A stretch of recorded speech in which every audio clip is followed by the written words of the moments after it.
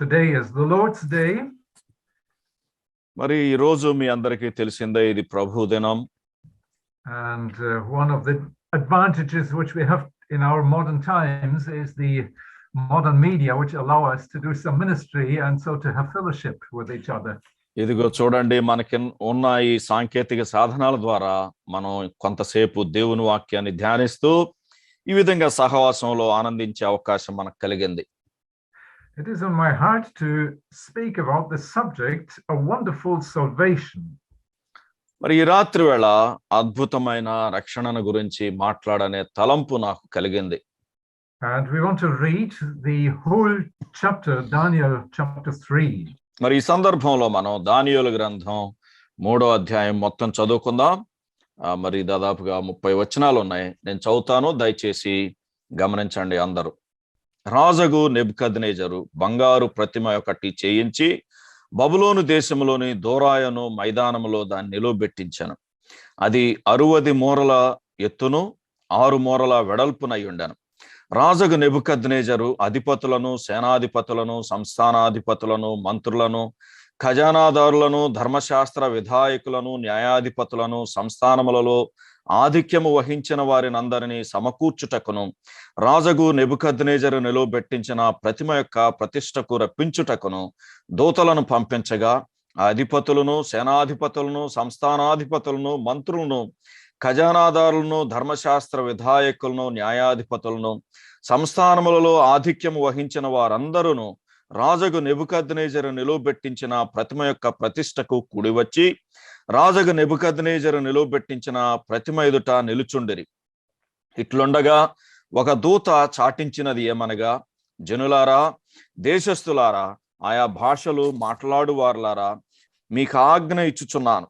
ఏమనగా, బాకా, పిల్లంగ్రోవి, పెద్ద వీణే, సుంపోనియా, వీణే, విపంచిక, సకల విధములకు వాద్య ధ్వనులను మీకు వినబడినప్పుడు రాజుగు నెబుకద్నెజరు నిలువబెట్టించిన బంగారు ప్రతిమ ఎదుట సాగిలపడి నమస్కరించుడి. సాగిలపడి నమస్కరింపని వాడెవడో వాడు మండుచున్న అగ్నిగుండములో తక్షణమే వేయబడను. సకల జనులకు బాకా, పిల్లంగ్రోవి, పెద్ద వీణే, వీణే, సుంఫోనియా, విపంచిక, సకల విధములకు వాద్యధ్వనులు వినబడగా ఆ జనులను, దేశస్థులను, ఆయా భాషలు మాట్లాడువారును సాగిలపడి రాజగు నెబుకద్నెజరు నిలువబెట్టించిన బంగారు ప్రతిమకు నమస్కారము చేసిరి. ఆ సమయమందు కల్దీయులలో కొందరు ముఖ్యులు వచ్చి యూదులపైని కొండెములు చెప్పి రాజగు నెబుకద్నెజరు నొద్ద ఇలాగు మనవి చేసిరి. రాజు చిరకాలము జీవించునుగాక. రాజా, తాము ఒక కట్టడ నియమించితిరి. ఏదనగా, బాకాను, పిల్లంగ్రోవిని, పెద్ద వీణను, వీణను, విపంచికను, సుంపోనియను, సకల విధములకు వాద్యధ్వనులను విను ప్రతివాడు సాగిలపడి ఆ బంగారు ప్రతిమకు నమస్కారం చేయవలను. సాగిలపడి నమస్కరింపని వాడెవడో వాడు మండుచున్న అగ్నిగుండములో వేయబడను. రాజా, తాము షద్రకు, మేషాకు, అబేద్నెగో అను 3 యూదులను బబులోను దేశములోని రాచకార్యములు విచారించుటకు నియమించితిరి. ఆ మనుష్యులు తమరి ఆజ్ఞను లక్ష్యపెట్టలేదు, తమరి దేవతలను పూజించుటలేదు, తమరు నిలువబెట్టించిన బంగారు ప్రతిమకు నమస్కరించుటయే లేదు అనిరి. అందుకు నెబుకద్నెజరు అత్యాగ్రహమును రౌద్రమును గలవాడై షద్రకును, మేషాకును, అబేద్నెగోను పట్టుకొని రండని ఆజ్ఞేయగా వారు ఆ మనుషులను పట్టుకొని రాజసన్నిధికి తీసుకొని వచ్చిరి. అంతట నెబుకద్నెజరు వారితో ఇట్లను, షద్రకు, మేషాకు, అబేద్నెగో, మీరు నా దేవతను పూజించుటలేదనియు నేను నిలువబెట్టించిన బంగారు ప్రతిమకు నమస్కరించుటలేదనియు నాకు వినబడినది. అది నిజమా? బాకాను, పిల్లంగ్రోవిని, పెద్ద వీణను, వీణను, సుంఫోనియను, విపంచికను, సకల విధములకు వాద్యధ్వనులను మీరు విను సమయములో సాగిలపడి నేను చేయించిన ప్రతిమకు నమస్కరించుటకు సిద్ధముగా ఉండిన ఎడల సరే, మీరు నమస్కరింపని ఎడల తక్షణమే మండుచున్న వేడిమి గల అగ్నిగుండములో మీరు వేయబడుదురు. నా చేతిలో నుండి మిమ్మును విడిపింపగల దేవుడు ఎక్కడనున్నాడు? షద్రకును, మేషాకును, అబేద్నెగోయు రాజుతో ఇలాగు చెప్పిరి. నెబుకద్నెజరు, ఇందును గురించి నీకు ప్రత్యుత్తరం ఇయ్యవలెనన్న చింత మాకు లేదు. మేము సేవించుచున్న దేవుడు మండుచున్న వేడిమి గల ఈ అగ్నిగుండములో నుండి మమ్మను తప్పించి రక్షించుటకు సమర్థుడు. మరియు నీ వశమున పడకుండా ఆయన మమ్మను రక్షించును. ఒకవేళ ఆయన రక్షింపకపోయినను రాజా, నీ దేవతలను మేము పూజింపమనియు నీవు నిలువబెట్టించిన బంగారు ప్రతిమకు నమస్కరింపమనియు తెలుసుకొనుము. అందుకు నెబుకద్నెజరు అత్యాగ్రహము నొందిన షద్రకు మేషాకు అబేద్నెగో అను వారి విషయములో ఆయన ముఖము వికారమాయను గనక గుండము ఎప్పటికన్నా 7 అంతలు వేడిమిగా చేయుమని ఆజ్ఞ ఇచ్చాను. మరియు తన సైన్యములో నుండి బలిష్ఠులలో కొందరిని పిలువనంపించి షద్రకును మేషాకును అబేద్నెగోను బంధించి వేడిమి గల మండుచున్న ఆ గుండములో వేయుడని ఆజ్ఞేయగా వారు వారి అంగీలను నిలువుటంగీలను పై వస్త్రములను తక్కిన వస్త్రములను తీయకయే ఉన్నపాటున ముగ్గురిని వేడిమి గల మండుచున్న ఆ గుండము నడుమ పడవేసిరి. రాజాజ్ఞ తీవ్రమైనందునను గుండము మిక్కిలి వేడిమి గలదైనందునను షద్రకు మేషాకు అబేద్నెగోలను విసిరివేసిన ఆ మనుష్యులు అగ్ని జ్వాలల చేత కాల్చబడి చనిపోయిరి. షద్రకు మేషాకు అబేద్నెగోయను ఆ ముగ్గురు మనుషులు బంధింపబడిన వారై వేడిమి గల మండుచున్న ఆ గుండములో పడగా రాజుగు నెబుకద్నెజరు ఆశ్చర్యపడి తీవ్రముగా లేచి, మేము ముగ్గురు మనుషులను బంధించి అగ్నిలో వేసితిమి గదా అని తన మంత్రులను అడిగాను. వారు రాజా సత్యమే అను రాజుతో ప్రత్యుత్తరం ఇచ్చిరి. అందుకు రాజు, నేను 4 మనుషులు బంధకములు లేక అగ్నిలో సంచరించుట చూచుచున్నాను, వారికి హాని ఏమీయూ కలగలేదు. 4వ వాని రూపము దేవదూతల రూపమును బోలినదని వారికి ప్రత్యుత్తరం ఇచ్చాను. అంతటా నెబుకద్నెజరు వేడిమి కలిగి మండుచున్న ఆ గుండము వాకిలి దగ్గరకు వచ్చి, షద్రకు మేషాకు అబేద్నెగోయను వారలారా, మహోన్నతుడగు దేవుని సేవకులారా, బయటికి వచ్చి నా యొద్దకు రండని పిలువగా షద్రకు మేషాకు అబేద్నెగో ఆ అగ్నిలో నుండి బయటికి వచ్చిరి. అధిపతులను సేనాధిపతులను సంస్థానాధిపతులను రాజు యొక్క ప్రధాన మంత్రులను కూడివచ్చి ఆ మనుషులను పరీక్షించి వారి శరీరములకు అగ్ని ఏ హాని చేయకుండుటయు, వారి తల వెంట్రుకలలో ఒకటైనను కాలిపోకుండుటయు, వారి వస్త్రములు చెడిపోకుండుటయు, అగ్ని వాసన అయినను వారి దేహములకు తగలకుండుటయు చూచిరి. నెబుకద్నెజరు షద్రకు మేషాకు అబేద్నెగోయను వీరి దేవుడు పూజార్హుడు. ఆయన తన దూతనంపి తన్ను ఆశ్రయించిన దాసులను రక్షించను. వారు తమ దేవునికి గాక మరి ఏ దేవునికి నమస్కరింపకయు ఏ దేవుని సేవింపకయు ఉందుమని తమ దేహములను అప్పగించి రాజు యొక్క ఆజ్ఞను వ్యర్థపరిచిరి. కాగా నేను ఒక శాసనము నియమించుచున్నాను, ఏదనగా ఈ విధముగా రక్షించుటకు సమర్థుడగు దేవుడుగాక మరి ఏ దేవుడునూ లేడు. కాగా ఏ జనులలో గాని రాష్ట్రములో గాని ఏ భాష మాట్లాడు వారిలో గాని షద్రకు మేషాకు అబేద్నెగో అను వారి దేవుని ఎవడు దూషించునో వాడు తుత్తినీయులుగా చేయబడును, వాని ఇల్లు ఎప్పుడునూ పెంటకొప్పగా ఉండుననెను. అంతట నుండి రాజు షద్రకు మేషాకు అబేద్నెగో అను వారిని బబులోను సంస్థానములో హెచ్చించెను. This is a quite long chapter, but with an interesting story. మరి ఈ అధ్యాయము చాలా సుదీర్ఘమైన అధ్యాయం. అయితే ఈ అధ్యాయంలో చెప్పబడిన ఈ వృత్తాంతం చాలా ఆసక్తికరమైనది. It is a story about a heathen king. ఒక అన్యుడైన రాజును గురించిన వృత్తాంతం ఇది. And this unbeliever, he had to say in the last but one verse, in verse 29, 29వ వచనంలో మనం చూస్తే there is no other God that is able to deliver after this sort. ఇక్కడ చూడండి ఏమంటున్నాడు, ఈ విధముగా రక్షించుటకు సమర్థుడగు దేవుడుగాక మరి ఏ దేవుడును లేడు. And indeed, this is a chapter about a very interesting way in which God had delivered or saved a few believers here. ఇదిగో ఇక్కడ చూడండి, ఇక్కడ ఉన్న ఒక కొంతమంది లేకపోతే ముగ్గురు విశ్వాసులు భక్తి కలిగిన వీరిని దేవుడు అద్భుతమైన రీతిలో రక్షించిన విధానం మనం ఇక్కడ చూస్తూ ఉన్నాం. This Babylonian king up a kind of picture or a statue. మరి చూడండి, ఈ బబులోను రాజు ఒక విగ్రహాన్ని చేయించాడు, ఒక ప్రతిమను. According to our measures today, it is about 30 meters high, or what would it be in feet? I don't know, about 90 feet or something like that. Yes, brother. దాదాపుగా 100 అడుగులు అనుకుందాం, 90 అడుగుల పైనే అంత ఎత్తు కలిగిన మరి ఆ ప్రతిమను చేయించాడు ఆ రాజు. 6 cubits width. మరి దాని వెడల్పు కూడా 6 మూరలు. Maybe it was a picture of himself, we don't know exactly. మరి ఈ ప్రతిమ ఏంటో తెలియదు కానీ ఒకవేళ ఆయన్ని పోలి ఉందేమో అలా కూడా అనుకోవచ్చు. And the whole event which is described to us here is very well organized. అయితే ఇక్కడ జరిగిన ఈ సందర్భం సంఘటన అంతా చాలా క్రమమైన రీతిలో రాయబడుతూ వచ్చింది. This king Nebuchadnezzar was an excellent politician. మరి నెబుకద్నెజర్ అనే రాజు బాగా నేర్పు కలిగిన రాజు, రాజకీయాల్లో బాగా నేర్పరి. In verse 4 we read about different peoples or tribes and languages in his kingdom. మరి 4వ వచనంలో మనం చూస్తే అతని రాజ్యములో వేరు దేశస్థులు, వేరు జనాంగాలు, భాషలు మాట్లాడే మిశ్రిత జనమంతా ఉన్నట్టుగా చూస్తున్నాం. He was in a similar situation like the government of India. ఎలా ఉందయ్యా భారతదేశం యొక్క ప్రభుత్వానికి భారతదేశ స్థితిగతుల్ని పోలినట్టుగా ఉంది బబులోను సామ్రాజ్యం. In your country, you have living different nations, different tribes, you use a lot of different languages, you have different religions and so on. మరి మన భారతదేశంలో కూడా ఎంతో వైవిధ్యం ఉంది కదా, వేరు భాషలు, సంస్కృతులు, వాతావరణాలు ఇవన్నీ ఉన్నట్టుగానే బబులోను సామ్రాజ్యంలో ఆనాడు కూడా ఉంది. And this king, he wanted to bring all these different groups of persons together. అయితే ఇదిగో ఇంత వైవిధ్యభరితమైన ఈ జనాంగం అంతా ఆయన ఏకం చేయాలని, ఒక చోటకి సమకూర్చాలని ఈ రాజు ప్రయత్నం చేస్తూ ఉన్నాడు. He wanted to unify them. వాళ్ళందరినీ ఐక్యపరచాలని ప్రయత్నం చేస్తూ ఉన్నాడు.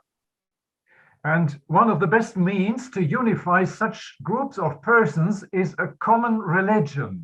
ఇప్పుడు వేరు నేపథ్యంలో ఉన్న వ్యక్తులని ఐక్యపరచటానికి అతను వాడే ఒక సాధనం ఏమిటయ్యా అంటే ఒకే ఒక్క మతం ఉండాలా, భక్తి విధానం ఉండాలి అని ప్రయత్నం చేస్తూ ఉన్నాడు. And so Nebuchadnezzar had invented a new and very simple religion. మరి చూడండి, నెబుకద్నెజరు ఒక కొత్త మత విధానాన్ని స్థాపించేంత వరకు he had set up this picture. మరి ఇదిగో ఒక ప్రతిమను ఏర్పాటు చేశాడు. And then there was this decree in the whole of his kingdom that they had to send certain delegates in order to bow down before this image. ఇదిగో ఈ ప్రతిమను ఏర్పాటు చేసి ఒక ఆజ్ఞను కూడా జారీ చేశాడు. వార్తాహరులను పంపి అందరూ వచ్చి ఇదిగో ఈ ప్రతిమకు మొక్కాలి అని సందేశాన్ని పంపిస్తూ ఉన్నాడు. And it is remarkable that in verse 2 and verse 2 the word dedication of the image is used. చూడండి, 2వ వచనంలో చివరి లైన్ లో మనం చూస్తే ఆ ప్రతిమ యొక్క ప్రతిష్ఠ అని రాయబడింది. That means that this worship of this image was not a one-time action. మరి చూడండి, దాని అర్థం ఏంటి? ఈ ప్రతిమని ప్రతిష్ఠించాడు అంటే అర్థం ఏంటంటే ఒక్కసారి దానికి మొక్కితే సరిపోదు, అది ఎప్పుడూ జరిగే ఒక కార్యక్రమం లాగా వారు స్థాపించారు దాన్ని. It was meant to be a permanent institution, a permanent religion from now on. దాని ఉద్దేశం ఏమిటయ్యా అంటే ఒక స్థిరమైన మరి ఎల్లప్పుడూ ఉండే ఒక మత విధానాన్ని ఆయన ప్రారంభించబోతూ ఉన్నాడు. This new religion did not require much of the people living in his kingdom. మరి దీనికి తన దేశంలో ఉన్న ప్రజలు ఎక్కువ చేయాల్సిన అవసరం కూడా ఏమీ లేదు. They didn't need intelligence or anything else. వాళ్ళకేమీ జ్ఞానమో లేకపోతే వివేచన కూడా ఉండాల్సిన అవసరం లేదు దానికి. They were just called to come and to bow down before this image. వాళ్ళు చేయాల్సిందంతా వచ్చి ఆ ప్రతిమకు మొక్కటం ఒక్కటే. So we see here a picture of the world under the government of Satan, the devil.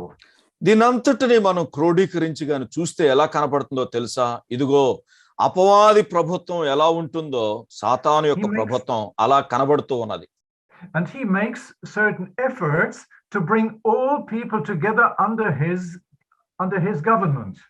ఇదిగో తన ప్రభుత్వంలో ఉన్న జనాంగం అంతటిని, వివిధ జనాంగాలని ఇదిగో ఒక చోటకి చేర్చే ప్రయత్నం చేస్తూ ఉన్నాడు. On the one hand, this was very attractive what he gave them. ఇదిగో ఆ వ్యక్తి, ఆ రాజు నిలిపిన ఈ ప్రతిమ అందరికీ చాలా ఆకర్షణీయంగా కనబడుతూ ఉన్నది. There was a very impressive and attractive picture. ఆ ప్రతిమ యొక్క ఆకారం కూడా అందరికీ మరి ఒక ఆకర్షణీయంగా కనబడుతూ ఉన్నది.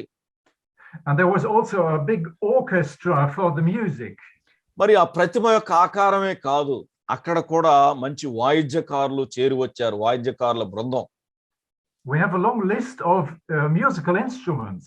అంతేకాదు ఇక్కడ చూస్తే ఇదిగో అనేక రకాల వాయిద్యాల యొక్క మరి ఒక జాబితా కూడా ఇక్కడ రాయబడింది. So he uses something attractive for the eyes and something attractive for the ears. అంటే దీని అర్థం ఏంటి?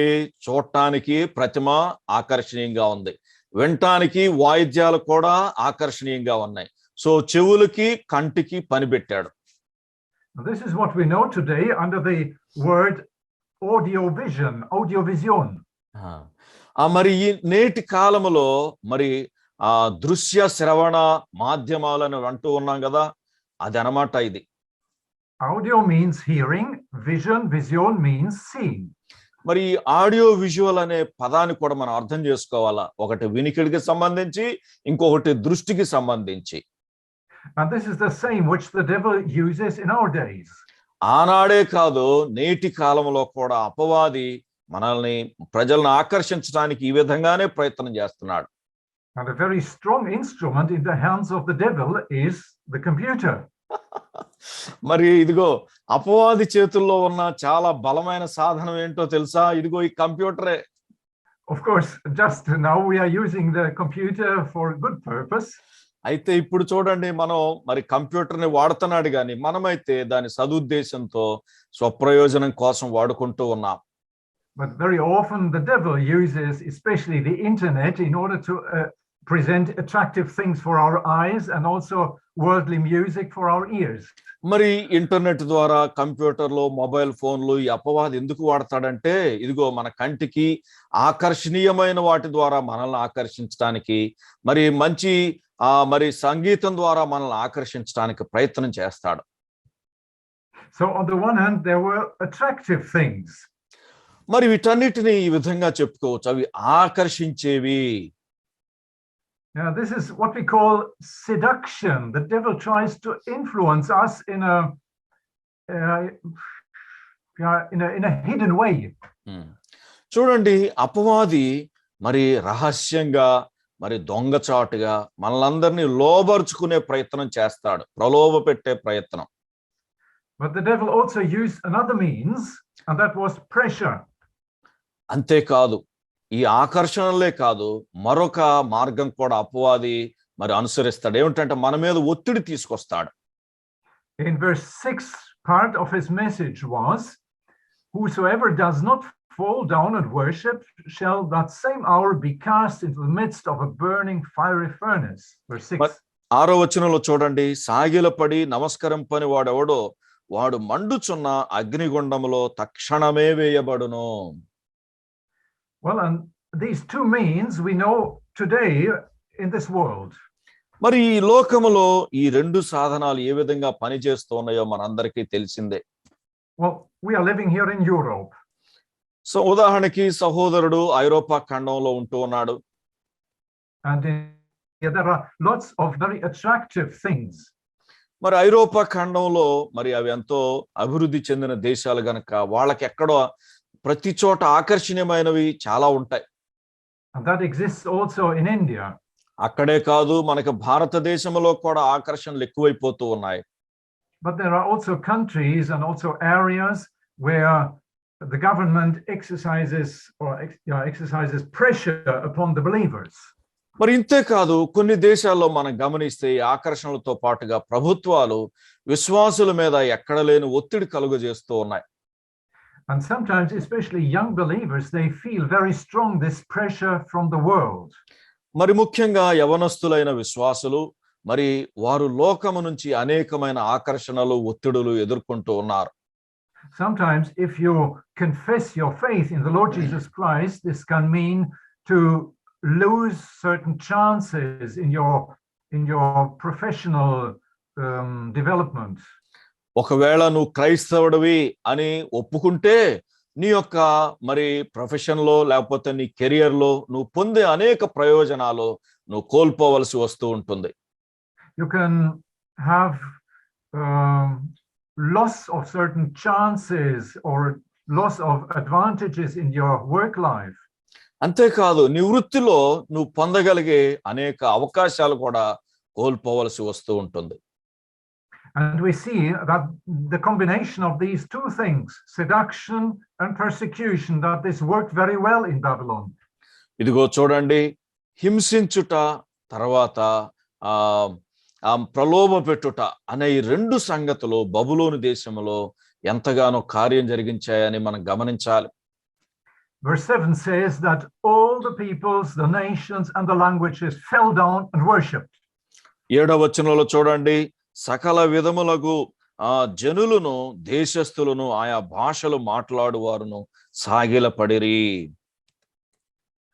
So this is a chapter which should warn us not to adjust to the requirements of this world. మరి అధ్యాయం చదువుతూ ఉంటే మనందరికి ఒక హెచ్చరిక కలుగుతూ ఉంది. ఈ లోకము విశ్వాసుల్ని అనేక రకాలుగా ప్రలోభ పెడుతుంది కానీ వాటికి లోబడి రాజీ పడకూడదు అని ఈ అధ్యాయం మనల్ని హెచ్చరిస్తూ ఉన్నది. Because in this society there were not only the pagan, the heathen groups of persons. మరి ఈ లోకములో మనం చూసినట్లయితే మరి అన్యులు విగ్రహారాధికులైన వారే కాదు గాని there were also some Jews. ఇక్కడ మరి బబులోను దేశంలో యూదులు కూడా కొంతమంది కనబడుతూ ఉన్నారు. This was the result of the history of the people of Israel. మరి ఇక్కడ యూదులు అక్కడెందుకు ఉన్నారయ్యా అంటే ఇశ్రాయేలుల చరిత్ర మనం ఒకసారి గమనించాలి. The people of Israel as a whole had become unfaithful to God. మరి ఇశ్రాయేలు జనాంగము దేవునికి అపనమ్మకస్తులుగా అవిధేయులుగా ఉన్నారు. And so the 10 tribes from the northern part of Israel, they had already been led away to Assyria into captivity. మరి ఇశ్రాయేలు జనాంగములో మొదటి లేకపోతే 10 గోత్రాల వారు ఉత్తర రాజ్యం అంటాం, వాళ్ళు అషూరు దేశానికి చెరగొనిపోబడ్డారు. But now the southern part of Israel, so the tribes of Judah and Benjamin, they had also been led. మరి దక్షిణ రాజ్యం అంటాం, ఆ 2 గోత్రాలు, అది యోధా బెన్యామీను గోత్రాలు, వారు ఇదిగో బబులోను చెరకి వారు తీసుకురాబడ్డారు. And they are called the Jews in verse 8. వారిని గురించే ఇక్కడ 8వ వచనంలో యూదులు అని రాయబడింది. And it was only 3 of these Jews who did not bow down to this image. మరి అక్కడ అంతమంది యూదులుంటే ఆ యూదుల్లో కేవలం ఇక్కడ 3 పేర్లే ఆ ప్రతిమకు మొక్కని వారి పేర్లుగా రాయబడుతూ వచ్చినాయి. In verse 12 we read, there are certain Jews whom you have appointed over the administration of the province of Babylon, Shadrach, Meshach and Abed-nego. These men, O king, regard you not. మరి 12వ వచనంలో మనం చూసినట్లయితే, రాజా తాము షద్రకు మేషాకు అబేద్నెగో అను 3 యూదులను బబులోను దేశంలోని రాచకార్యములు విచారించుటకు నియమించితిరి, ఆ మనుష్యులు తమరి ఆజ్ఞను లక్ష్య పెట్టలేదు అంటున్నారు. These were 3 believers, 3 young friends. వీరు 3 స్నేహితులు, వారు 3 విశ్వాసులు. And originally they had Hebrew names, Jewish names. వాస్తవానికి వారికి హెబ్రీ పేర్లు ఉండేవి. They are named in chapter 1 verse 6. ఇక్కడ మొదటి అధ్యాయము 6వ వచనంలో మనం చూస్తే దానియేలుకి హనన్యా అని పేరు పెట్టబడింది. And the king had replaced their Jewish names through heathen names. ఇక్కడ చూడండి, దానియేలుకి బెల్తెషాజర్ అని, హనన్యాకు షద్రక్ అని, మిషాయేలుకు మేషాక్ అని, అజర్యాకు అబేద్నెగో అని పేర్లు పెట్టాడు. రాజు వాళ్ళ పేర్లు మార్చేశాడు. In India, you know it the other way around. When a person comes to believe in the Lord from Hinduism, then sometimes you replace your name by a Christian name. మరి భారతదేశంలో అయితే దీనికి విరుద్ధంగా జరుగుతుంది. ఎవరైనా ఒక వ్యక్తి మారు మనసు పొంది ప్రభువుని అంగీకరించగానే మరి వాళ్ళ పేర్లు మార్చుకొని క్రైస్తవ పేర్లు పెట్టుకుంటూ ఉంటారు. But here this heathen king, he did it the other way around. అయితే ఇక్కడ విగ్రహారాధికుడైన ఈ రాజు వారికున్న హెబ్రీ పేర్లను తీసి ఇదిగో విగ్రహ సంబంధమైన పేర్లు పెడుతూ ఉన్నాడు. And he uses names here related to heathen idols. మరి ఆ పేర్లు కూడా ఇదిగో విగ్రహాలకు సంబంధించిన ఆ పేర్లే. So he even tried to change their identity through changing their names. మరి ఈ పేర్లు మార్చడం అంటే మీ అందరికీ అర్థమైందో లేదో, పేరు మారితే మన గుర్తింపు కూడా మారుద్ది. Well, in a way, he tried to do some brainwashing. పేర్లు మార్చి వాళ్ళ మనసులు కూడా మార్చే ప్రయత్నం చేస్తూ ఉన్నాడు. But it's interesting to see that in this chapter 3, we have only 3 names, not the 4. మరి 3వ అధ్యాయంలో మనం ఇంతవరకు చదువుకున్నాం కదా, వాళ్ళు 4 స్నేహితులైతే ఇక్కడ 3 పేర్లే కనబడుతూ ఉన్నాయి. Daniel was not present in this situation. మరి ఈ సందర్భంలో దానియేలు కనబడలేదు. Only his 3 friends. అతని 3 స్నేహితులు మాత్రమే ఇక్కడ కనబడుతూ ఉన్నారు. That's quite interesting. మరి ఇదెంతో ఆసక్తికరమైన విషయం మనం గమనించాలి. You see, we have in our local assemblies, we have leading brothers, as we say sometimes. సాధారణంగా స్థానిక సంఘాల్లో కొంతమంది ప్రముఖులైన సహోదరులు ఉంటూ ఉంటారు. It is good to have such brothers. మరి అటువంటి సహోదరులు నడిపించగలిగిన వారు ఉండటం కూడా మంచిదే.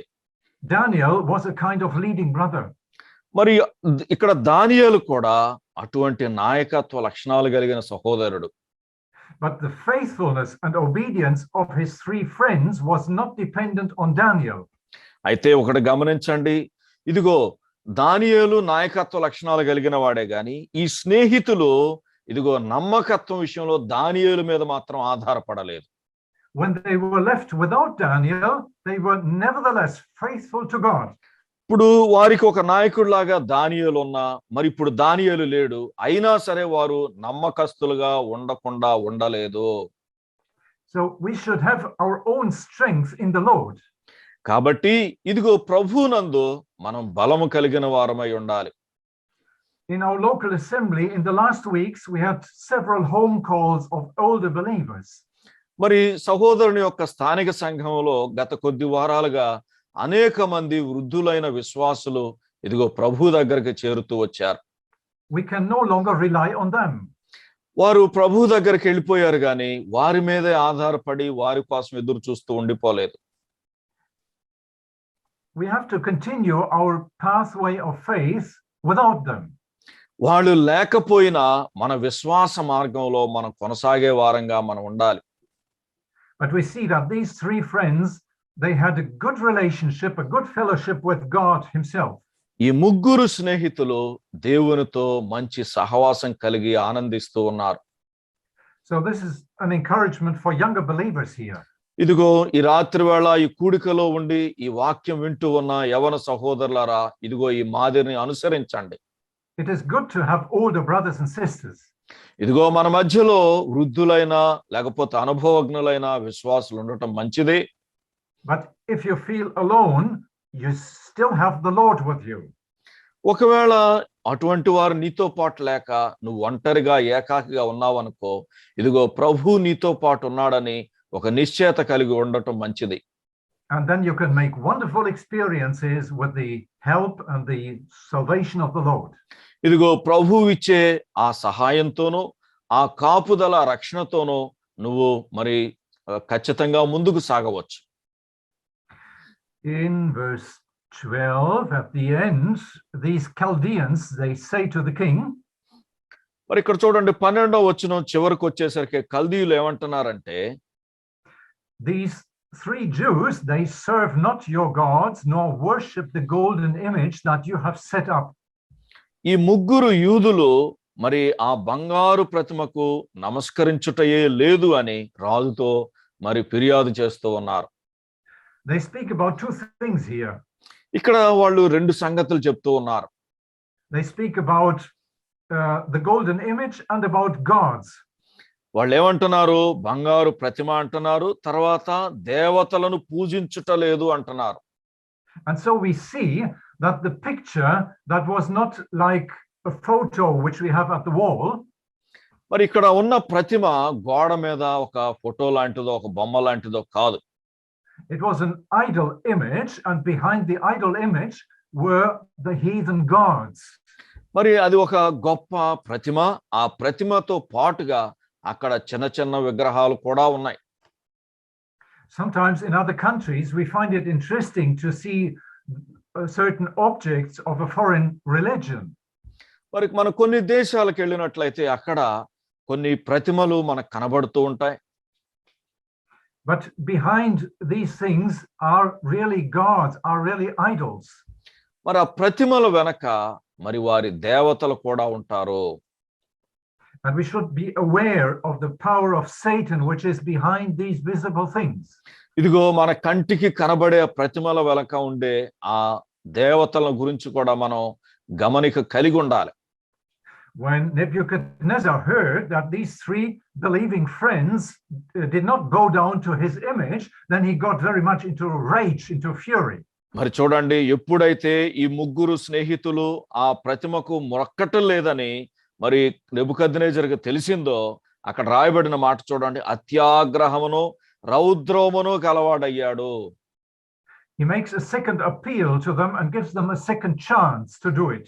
అలా కోపం వచ్చినప్పటికీ వాళ్ళకి మరొక అవకాశం ఇస్తూ ఉన్నాడు. What do these friends say to the king? అటువంటి పరిస్థితుల్లో ఈ ముగ్గురు మిత్రులు రాజుకి ఏమని చెప్తూ ఉన్నారు? In verse 16, 16వ వచనంలో, we have no need to answer you in this matter. వాళ్ళు చూడండి ఎంత సూటిగా మాట్లాడుతున్నారు. నెబుకద్నెజరు, ఇందును గురించి నీకు ప్రత్యుత్తరం ఇయ్యవలనన్న చింత మాకు లేదు. So they give a very strict answer to this king. మరి వారు రాజుకి చాలా సూటి అయిన సమాధానం ఇస్తూ ఉన్నారు. But they made one point very clear here. అయితే ఇందులో ఒకటైతే చాలా స్పష్టంగా చెప్తున్నారు వారు. We only worship God, the true God. ఏమిటయ్యాదంటే, ఇదిగో నిజమైన దేవుణ్ణే మేము ఆరాధిస్తాము అని చెప్తూ ఉన్నారు. We will not discuss this question with you. ఈ విషయం నీతో మాట్లాడాల్సిన అవసరమే లేదు అంటున్నారు. We will not make any compromise as to our worship of God. ఇదిగో దేవుని ఆరాధించే విషయంలో మేము రాజీ పడాల్సిన అవసరం లేదు. We have given our hearts to the true God and him alone we will serve. ఇదిగో నిజమైన దేవునికి మేము మా హృదయాలను సమర్పించాము, ఆయన్నే ఆరాధిస్తాము అని ఖండితంగా చెప్తూ ఉన్నారు. They were not sure whether they could escape alive from this situation. మరి అటువంటి పరిస్థితుల్లో వారు ప్రాణాలతో బయటపడగలమన్న ఆశే వాళ్ళకి లేదు. They say in verse 17, our God whom we serve is able to deliver us from the burning fiery furnace. చూడండి 17వ వచనంలో వాళ్ళు ఏమంటున్నారు? ఈ వేడిమి గల ఈ అగ్నిగుండములో నుండి మమ్మను తప్పించి రక్షించుటకు మేము సేవించుచున్న దేవుడు సమర్థుడు అంటున్నారు. But they were not sure whether they would do it, whether God would do it. మరి దేవుడు ఆ విధంగా రక్షిస్తాడా లేదా అన్న నిశ్చయత వాళ్ళకి లేదు. Sometimes we have to face disadvantages and even sufferings, maybe even death for the Lord's sake. అవసరమైతే ప్రభు కోసం కష్టాలు శ్రమలు ఎదుర్కోవాలి, ఇంకా చావు ఎదురైతే దానికి కూడా మనం సిద్ధంగా ఉండాల్సిందే. But then they say, and out of your hand, O king. తర్వాత ఏమంటున్నారు? మరియు నీ వశమున పడకుండా ఆయన మమ్మను రక్షించును, ఒకవేళ ఆయన రక్షింపకపోయినను సరే అంటున్నారు. So they say, finally, we are in God's hands, not in your hands. దాని అర్థం ఏమిటో తెలుసా? వాళ్ళు చివరిగా ఏం చెప్తున్నారంటే, రాజా మేము దేవుని హస్తాల్లో ఉన్నాము, నీ చేతుల్లో కాదు అంటున్నారు. And this can help us also in the present situation of corona. ఇదిగో కరోనా విస్తరిస్తూ ఉన్న ఈ కాలంలో ఈ మాటలు మనల్ని ఎంతో ప్రోత్సహిస్తూ ఉన్నాయి. It is good to use medical means like vaccination. మరి ఈ రోజుల్లో అందరికీ కరోనా నుంచి కాపాడటానికి వ్యాక్సినేషన్ ఇస్తున్నారు, వేయించుకోవాలి, వేయించుకోవటం మంచిదే. But finally, we are not dependent on vaccinations. We are not in the hands of a virus, but we are dependent on God. మరి మనం ఆధారపడేది వ్యాక్సినేషన్ మీద కాదు, లేకపోతే వైరస్ గురించి భయపడటం, లేకపోతే దానికి లోబట్టం కాదు, కానీ మనం దేవుని చేతుల్లో ఉన్నామనే నిశ్చయత కలిగి ఉండాలి. And even if some believers still have to die, finally the Lord will deliver us. మరి కొంతమంది విశ్వాసులు ఇప్పటికే చనిపోయారు, కానీ చివరికి దేవుడే మనల్ని కాపాడతాడు. So our final deliverance for eternity is sure for us. ఇదిగో చూడండి, నిత్యత్వం కోసము దేవుడే మనల్ని భద్రపరిచి ఈ లోకము నుంచి విడిపిస్తాడు. When the king heard this strict answer, he got very much into fury. చూడండి, ఎప్పుడైతే వారు ఇంత సూటిగా ముక్కుసూటిగా సమాధానం చెప్పారో మరి రాజు ఆయన ముఖము వికారమాయను అని రాయబడింది. He ordered that these 3 believing friends should be cast into the fiery furnace. మరి వారిని ఆ మండుచున్న అగ్నిగుండంలో వేయాలని ఆజ్ఞాపించాడు. And we don't know what their feelings were in this situation. మరి అటువంటి క్షణాల్లో వారు ఏ విధంగా మరి ఆలోచించారో ఏమనుకున్నారో మనకైతే తెలియదు. The persons who cast them into the furnace, they were even burned by the fire. అయితే 22వ వచనంలో రాయబడినట్టుగా ఎవరైతే వాళ్ళని అగ్నిగుండంలో విసిరేశారో ఆ వేడికి వాళ్లే చనిపోయారు. And somehow the king Nebuchadnezzar, he had the possibility to look into this furnace. మరి ఒకవేళ రాజుకి ఆయన దగ్గర ఏమన్నా ఒకవేళ టెలిస్కోప్ లాంటిది ఏమైనా పెట్టుకొని ఆ ఫర్నేస్ లోకి చూసే అవకాశం ఏమైనా ఉందో మనకు తెలియదు. From a safe distance he saw these 3 friends in the fire. మరి దూరంగా ఉండి మరి భద్రంగా ఉండి ఆ అగ్నిలో వేయబడిన ఆ 3 స్నేహితుల్ని చూస్తూ ఉన్నాడు. But then he got confused because suddenly he did not see 3 persons but 4 persons there. అయితే ఉన్న ఫలంగా అక్కడ 3ని వేస్తే 4 కనపడుతున్నాడు. ఇప్పుడు రాజే కలవరం చెందుతూ ఉన్నాడు. And he could even distinguish the faces. మరి రాజు దూరంగా ఉండి వారిని ఎంతో స్పష్టంగా చూడగలుగుతూ ఉన్నాడు. వారి ముఖాలు కూడా ఒక్కొక్కరి ముఖాలు కూడా గుర్తుపట్టగలుగుతూ ఉన్నాడు. In verse 25 he says the appearance of the 4th is like a son of God. ఇదిగో 25వ వచనము 3వ లైన్లో అంటున్నాడు, 4వ వాని రూపము దేవతల రూపమును పోలినది అంటున్నాడు. Well, that's very interesting to see this expression here, like a son of God. మరి చూడండి, ఇక్కడ రాయబడిన మాట మనం గమనించాలి. దేవుని కుమారుని పోలినది అనే మాట మనం గమనించాలి, ఆయన రూపము. Well, in the Old Testament, the Lord Jesus Christ has not yet been revealed formally. మరి పాత నిబంధన గ్రంథములో మరి యేసుక్రీస్తు ప్రభు ఇంకా బయలుపరచబడలేదు. But here we have an indication as to his person. అయితే ఇక్కడ ఆయన గురించిన ఒక చిన్న సూచన మనకి ఇవ్వబడుతూ ఉన్నది.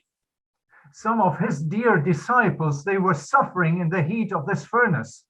మరి చూడండి, అక్కడ వారు ఆ వేడిలో ఇటువంటి ఆ కష్టాల కొలిమిలో కొంతమంది బాధలు అనుభవిస్తూ ఉన్నారు. They had to suffer under the consequences of their faithfulness towards him.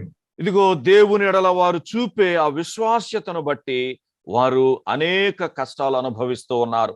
మనకి తెలుగులో చూడండి, దేవతల రూపమును పోలిన వాడని ఉంది కదా. ఇంగ్లీష్ లో అయితే చక్కగా మరి సన్ ఆఫ్ గాడ్ అని మరి ఇంగ్లీష్ లో రాయబడుతూ ఉన్నది.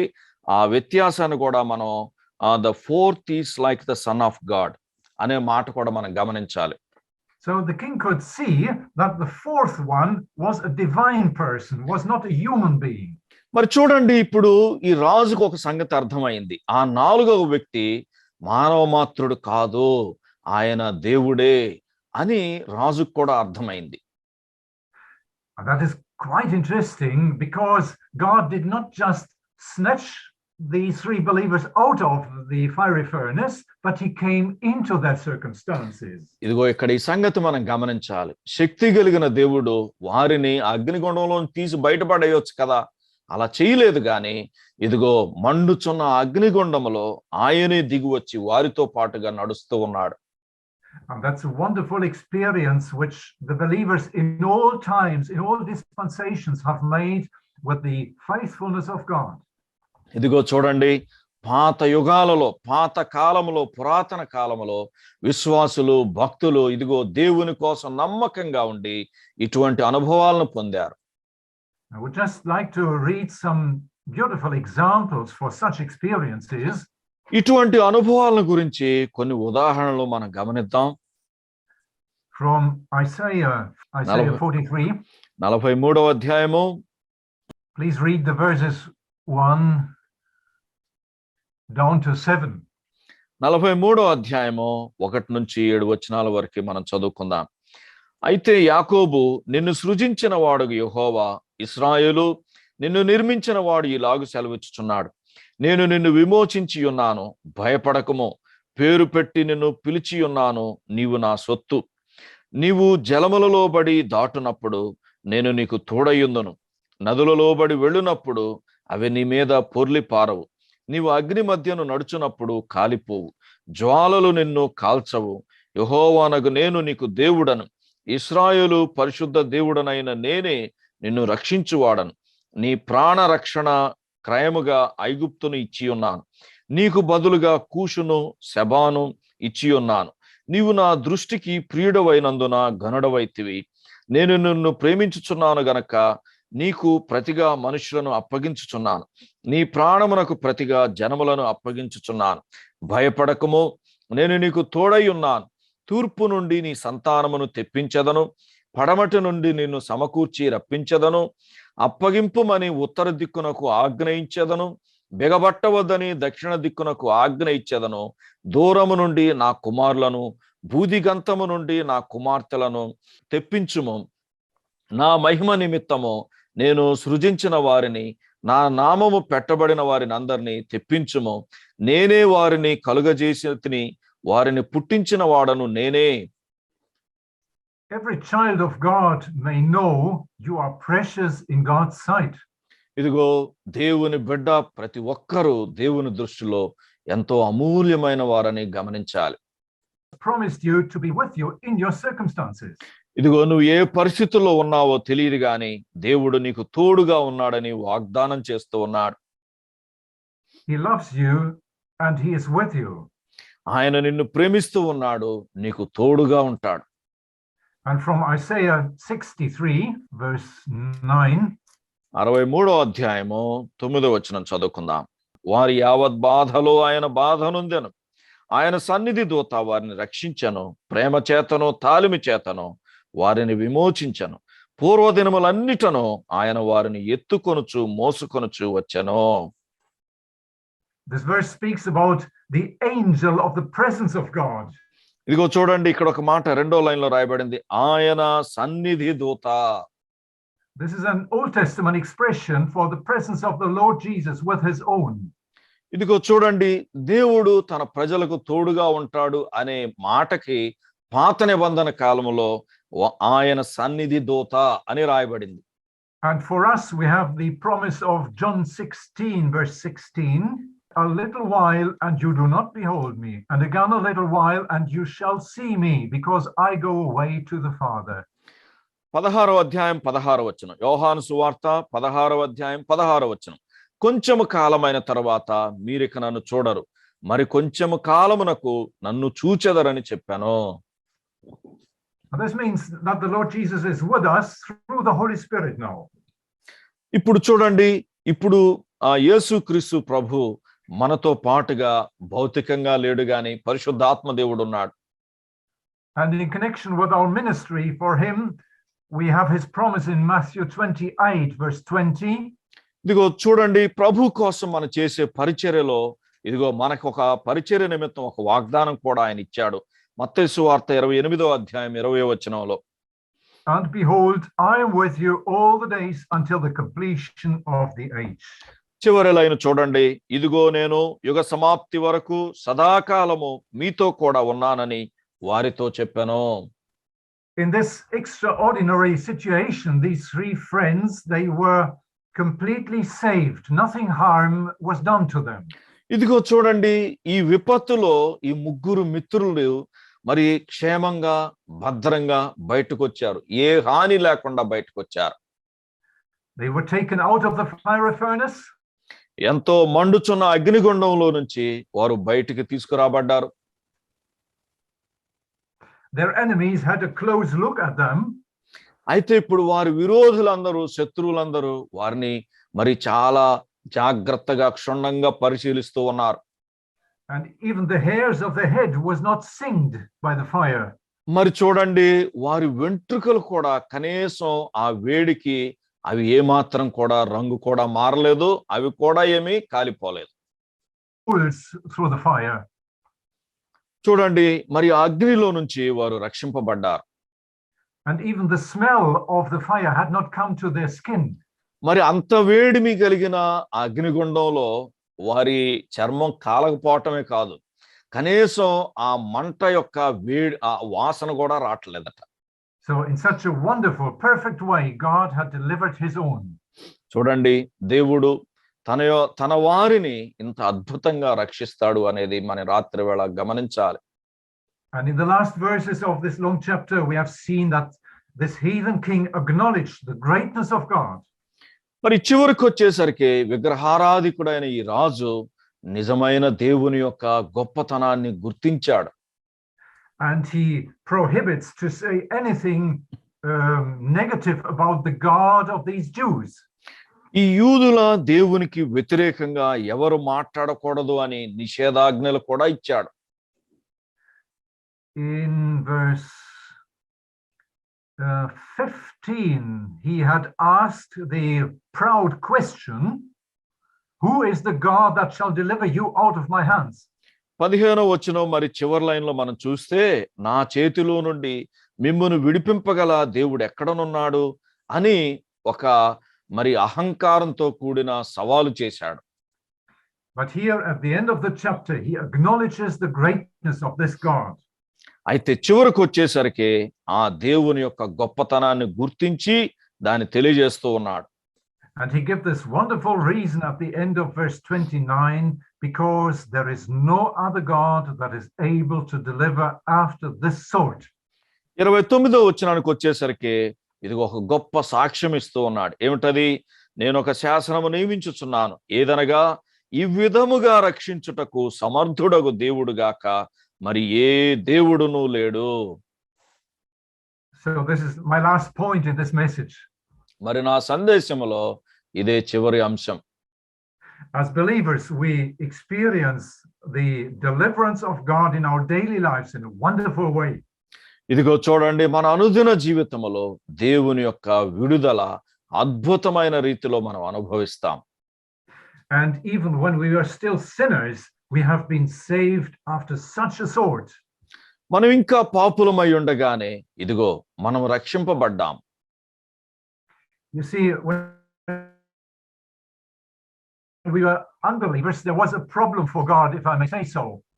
వాస్తవానికి మనం అవిశ్వాసులుగా ఉన్నప్పుడు మనం రక్షించడానికి దేవునికి అదంతా సానుకూలమైన విషయమేమీ కాదు. We were sinners and God had to judge sin. మనం పాపులమై ఉన్నాం గనక మనకి తీర్పు తీర్చాలి దేవుడు. Because he is holy. ఎందుకు? దేవుడు పరిశుద్ధుడు. On the other hand, God is love.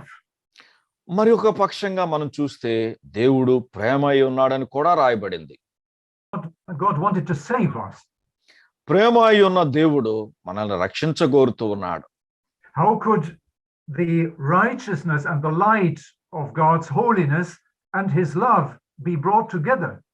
ఇదిగో చూడండి, దేవుని యొక్క నీతి, దేవుని యొక్క పరిశుద్ధత, దేవుని యొక్క వెలుగు ఒక పక్కన, దేవుని యొక్క ప్రేమ ఒక పక్కన, రెండు మరి ఒక చోటకి ఎలా వస్తాయి? అవి రెండు ఒక్కసారి ఎలా పనిచేస్తాయి?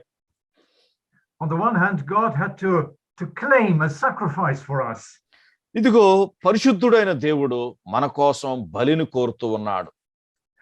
And this sacrifice could not be an animal. మరి ఆ బలి పశువులు కాదు.